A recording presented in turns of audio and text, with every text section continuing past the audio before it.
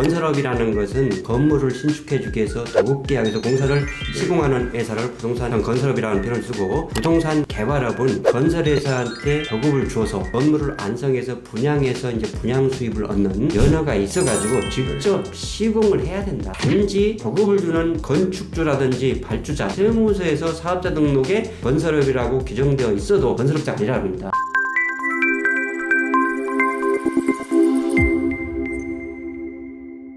네, 안녕하십니까. MPATV 시청자 여러분, 박대양입니다. 오늘도 매경 부동산 사업단 세무 분야 자문위원 이강호 세무사님 모시고 부동산 개발업, 건설업 관련 세법 이야기 해보도록 하겠습니다. 안녕하십니까. 네, 안녕하세요. 네, 이강호 세무사입니다.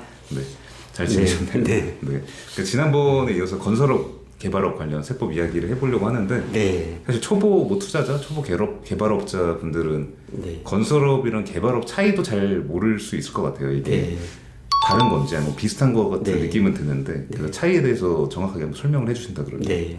이 건설업은 일반적으로 네. 도급을 준다고 하죠. 네. 도급 계약서를 작성하는 것이고, 네. 이 부동산 개발업은 분양, 네. 분양 계약서를 작성하면 됩니다. 네. 쉽게 말해서 건설업이라는 것은 부동산 개발업자의 어떤 건물을 신축해주기 위해서 도급 계약에서 공사를 네. 시공하는 회사를 부동산 건설업이라는 표현을 쓰고, 네. 부동산 개발업은 건설회사한테 도급을 주어서 네. 건물을 안성해서 분양해서 이제 분양 수입을 얻는, 네. 그렇게 표현하는데요.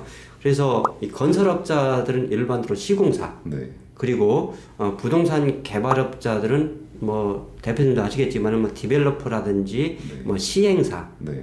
부동산 분양 공급업자, 네. 이런 표현을 주로 쓰고 있습니다. 예. 네. 그 시공사라고 하는 것들의 좀 대표적인 예가 뭐 현대건설, 그렇죠. 뭐 예. 이런 거. 근데 현대건설 같은 경우는 네. 일반적으로 그 현대건설의 브랜드가 있죠. 네. 예, 뭐 삼성물산 이 브랜드가 있는데, 네.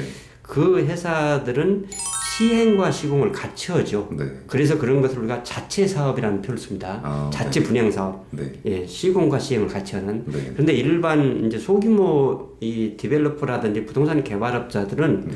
대부분 건설회사한테 도급을 줘서 예, 건설을 해서 이제 분양을 하는 그런 식으로 이제 그 운영을 하고 있습니다. 네. 예.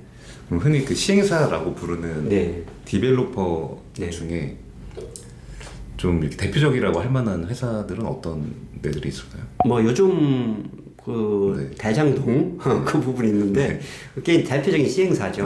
네. 예, 시행사고 네. 그 시행사가 예를 들어서 이제 큰 회사들은 네. 보통 이제 시공사들은 우리 도급순위 네. 그 시공능력 평가해가지고 그 1등부터 이렇게 쭉 발표를 하거든요. 네.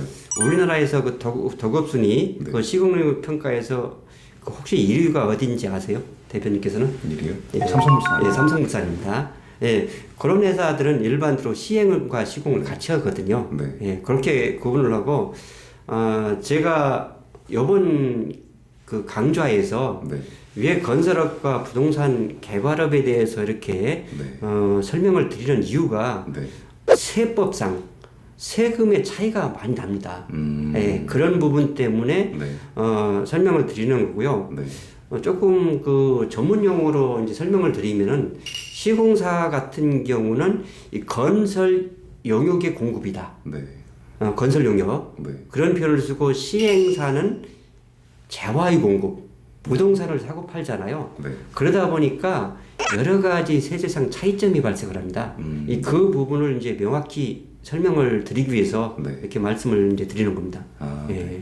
일반적으로 뭐 삼성물산, 현대건설 이런 회사들이 네. 건설업 이런 개발업을 같이 하다 보니까 네. 시행 시공을 같이 하다 그렇죠. 보니까 일반 대중들한테는 개발업이랑 건설업이 좀 이렇게 뭉뚱그려서 비슷한 것 같은데 네. 세법상 차이가 많다 이런 말씀. 그렇죠. 예. 이제 소규모 그 개발업자들 보면은 그 주택 신축 판매업 있지 않습니까? 네. 예, 주택 신축 판매업. 그것은 부동산 개발업이죠. 네. 주택 신축 판매업. 네. 그래서 그분들은 대부분 건설회사에 덕업을 주거든요. 네. 덕업을 주거든요. 근데 그분들이 이제 부동산 개발업자인데, 이제 문제가 되는 부분이 세무서에 사업자 등록을 하러 가면은 네. 사업자 등록에 건설업, 주거용 건물 건설업 이렇게 사업자 등록을 네. 내주거든요. 네.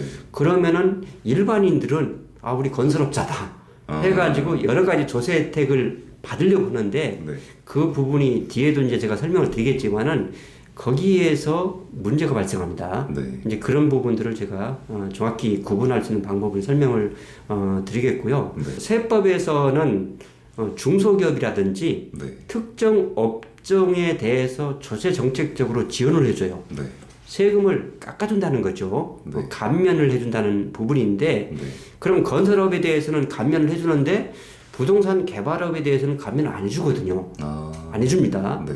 그래서 또 그리고 이 건설업에 대해서는 네. 마찬가지로 여러 가지 혜택 예를 들어 가지고 그 산재 고용보험료 네. 이런 것들이 원수금이 납부를 해야 되는데 네. 부동산 개발업은 이건 차이가 나죠. 네. 그런 부분이 있고 또 이 건설업에 대해서 만약 국민주택 규모 이하 건설 영역을 제공한다면은 네. 부가가치세 면제가 됩니다. 네. 그래서 이 건설업이냐 부동산 개발업이냐 네. 따라서 여러 가지 이제 차이점이 있기 때문에 네. 내가 어떤 시행 사업을 한다든지 시공회사를 해가지고 한다 할 때 이 부분을 명확히 이해를 해서 건설업에 해당되는 또 부동산 개발업에 해당되는 세법상 차이를 이해하고서 사업을 하셔야 세무 리스크를 줄일 수 있는 방법이다 이렇게 말씀을 드리겠습니다. 가장 중요한 부분은 네. 이 건설업을 이제 어떻게 정의할 것인가 네. 그 부분이거든요. 네. 그 부분인데 세법이 여러 가지 있지 않습니까? 네. 예를 들어서 세법, 뭐 법인세법, 소득세법, 부가가치세법, 뭐 지방세법, 국세기본법 이런 세법이 여러 가지가 있는데 이런 세법에서 중에서 네. 어떤 그 정책적으로 세금을 감면해주거나 네.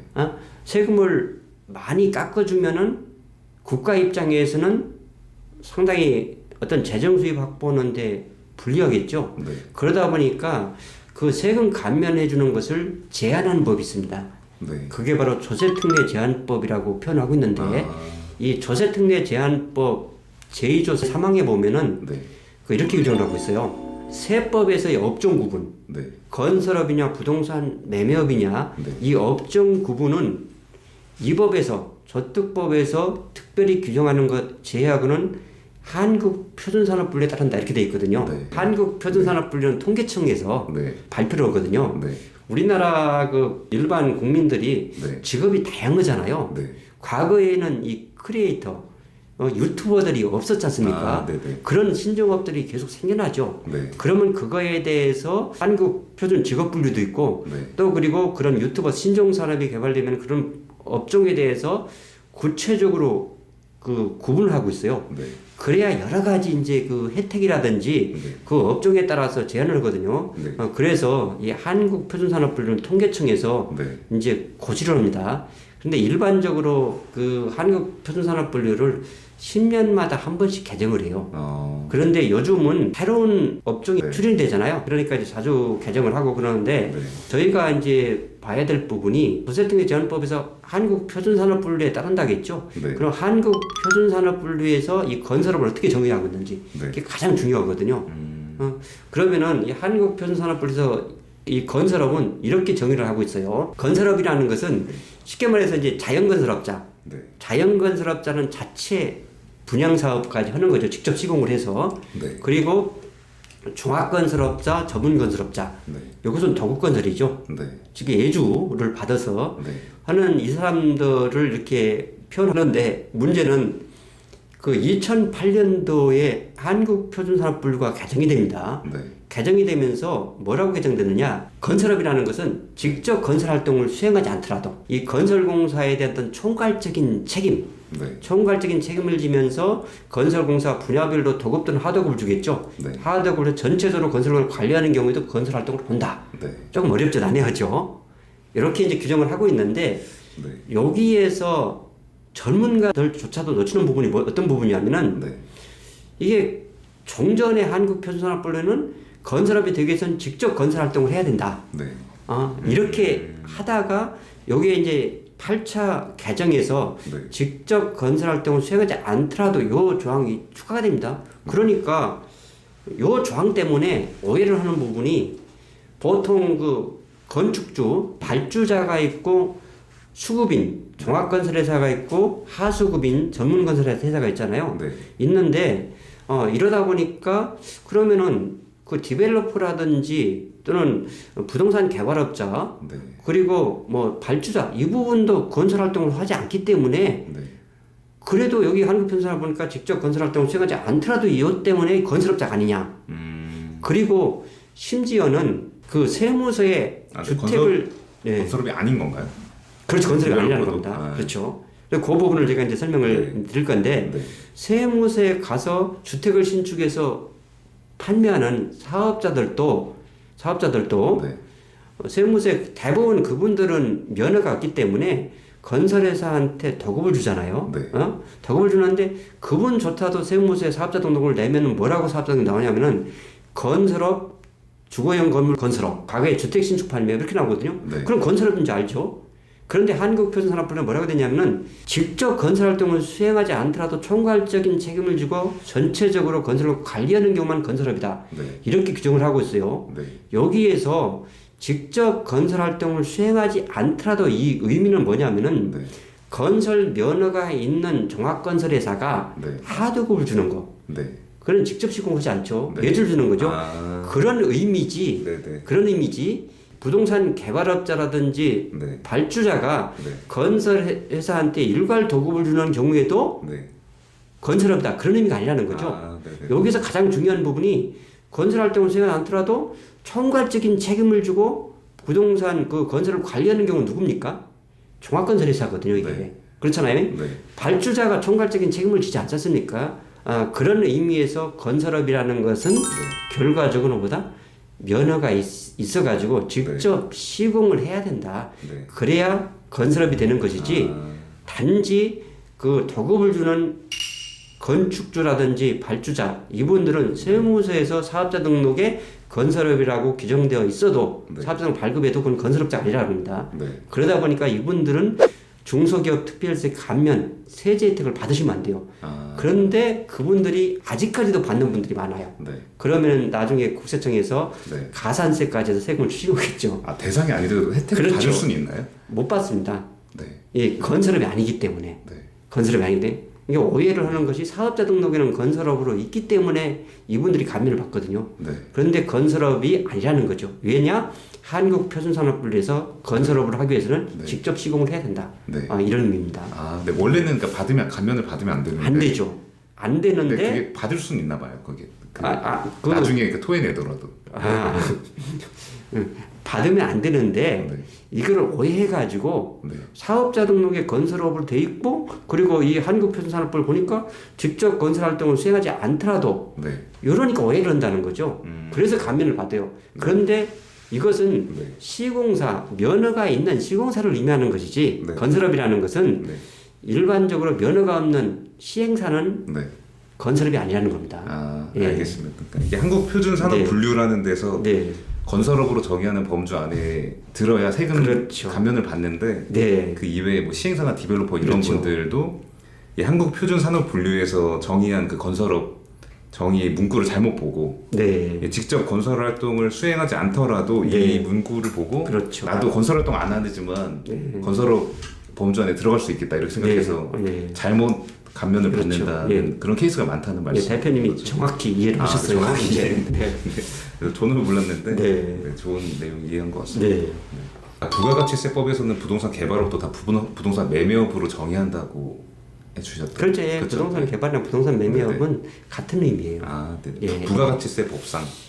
뭐 소득세나 세법상 같은 의미입니다. 그러니까 그게 이제 건설업하고 이제 부동산 개발업, 부동산 매매업, 부동산 개발이나 부동산 매매업이나 어떤 부동산 분양 공급업이나 똑같은 용어입니다. 다. 알겠습니다. 그러면 이게 그 부가가치세법이나 이런 거 보면은 또 어떤 데는 그 부동산 개발업이라고 되어 있는 데가 있고 또 부동산 매매업이라고 되어 있는 데가 있는 것 같더라고요. 그러니까 이게 단어들이 좀 이렇게 혼용돼서 쓰이더라고요. 근데 이게 좀 어떤 차이가 있는 거라고 보면 될까요? 그 차이는 그 여러 가지 법률 중에서 사용하는 용어가 좀 다 달라요. 예를 들어서 만약에 주택법이다. 그러면 이제 사업 주체라는 용어를 쓰거든요. 그리고 도시 및 주거환경 정비법에서는 정비사업 조합. 그리고 이제 통용적인 이건 어떤 법률 용어는 아닌데 네. 주로 시행사라는 용어를 쓰죠. 네. 쓰고 그리고 이제 소득세법에서는 이제 부동산 매매업이다. 네. 부가가치세법에서도 부동산 매매업이다. 네. 이런 표현을 씁니다. 네. 그리고 이제 세무서에서 사업자 등록할 때는 그 뭐 기준경비라는 단순경비율 그 분류 코드가 있어요. 네. 거기에서는 뭐 부동산 분양 공급업, 네. 주거용 건물 건설업 네. 이렇게 용어가 다양하게 사용을 하고 있습니다. 사용을 하고 있는데 쉽게 이해를 하면 이렇게 보시면 됩니다. 이 건설업이라는 것은 일반적으로 자체 뭐 시행을 할 수도 있겠지만은 네. 일반적으로 시행사로부터 도급을 받아서 네. 예, 도급 건설이죠. 네. 그것을 우리가 시공사라 하고 우리가 지금 하는 시행사 부분은 건물을 누구한테 시공사한테 맡겨가지고 그거에 대해서 분양을 해서 분양 수입을 얻는 이 부분을 부동산 매매업, 부동산 분양 공급업, 부동산 개발업 이렇게 표현을 하면 됩니다. 세법에서는 용어를 뭐라고 쓴다? 부동산 매매업 이렇게 표현하고 있어요. 네네. 그러니까 부동산 매매업이랑 부동산 개발업이랑 같은 의미로 같은 의미로 보시면 됩니다. 같은 의미로 보면 됩니다. 세법상. 네. 부동산 개발업, 부동산 매매업이 뭔지 이게 상당히 이슈가 되는 부분이 많아요. 왜냐하면은 만약에 대표님께서 아파트를 팔았을 때 그것은 양도소득세를 낼까요? 아니면 사업소득세를 낼까요?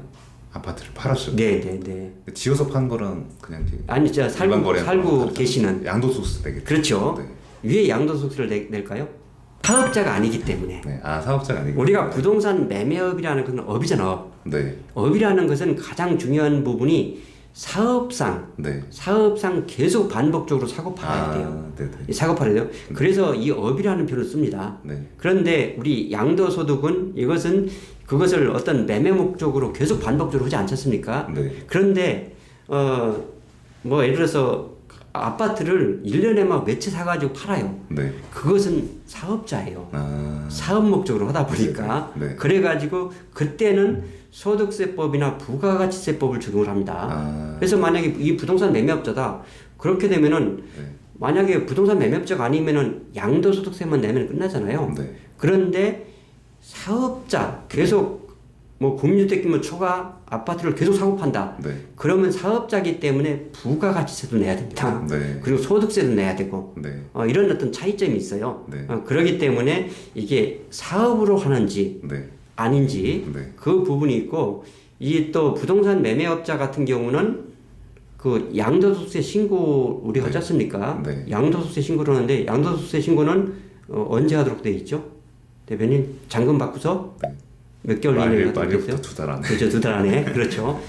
아마 대한민국에 그 부분을 모르는 분은 없을 겁니다. 없는데 이 부동산 매매업자들은 토지 등 매매 차익 예정 신고를 해야 됩니다.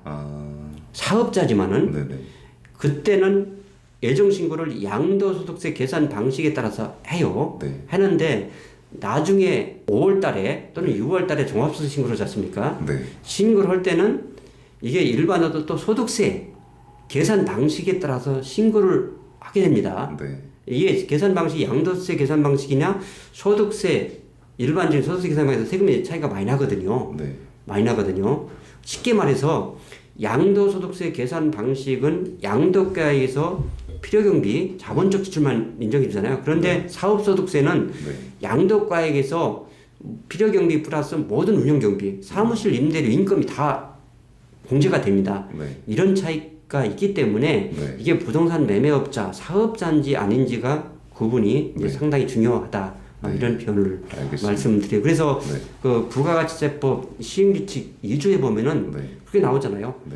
사업상 목적으로 계속 반복적으로 일과세기간, 일과세기간은 6개월입니다. 일과세기간 내에 1회 이상 부동산을 취득해가지고 2회 이상 판매하면 그것은 사업자다. 계속 반복성이 있다. 그래서 부동산 매매업으로 봐가지고 부가세 과세 대상이면 부가세도 납부해야 되고 또 사업소득세도 납부를 해야 된다.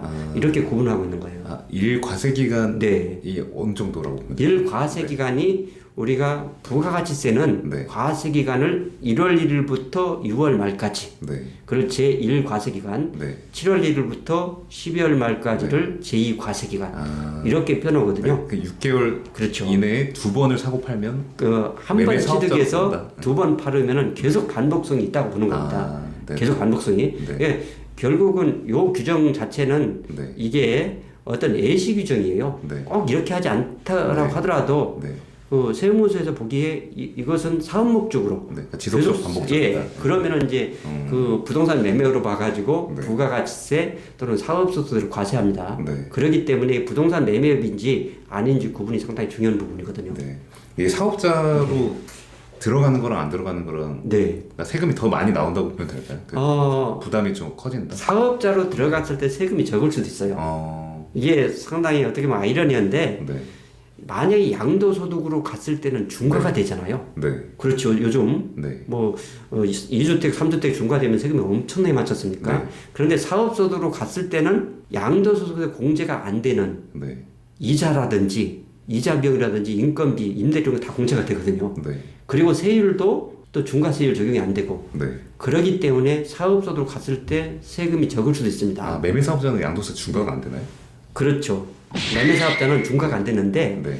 그러면 모든 사람이 다 매매사업자 등록을 해서 할 거 아닙니까? 그렇겠죠. 그래서 소득세법 시행령 122조에 네. 이렇게 돼 있어요. 122조에 보면은 양도소득세 중과가 되는 게 딱 두 가지가 있죠. 네. 다주택 중과 네. 그리고 비사업용 토지. 네. 이 부분에 대해서는 그러면 전부 다 사업자 등록 내가지고 사업소득으로 가면은 세금이 적기 때문에 그렇게 네. 할 거 아닙니까? 그러면 안 되잖아요. 네. 그렇기 때문에 그때는 사업소득세하고 양도소득세를 비교과세합니다. 네. 그래서 많은 금액으로 세금을 납부하도록 네. 이런 제도를 또 두고 있습니다. 네. 네.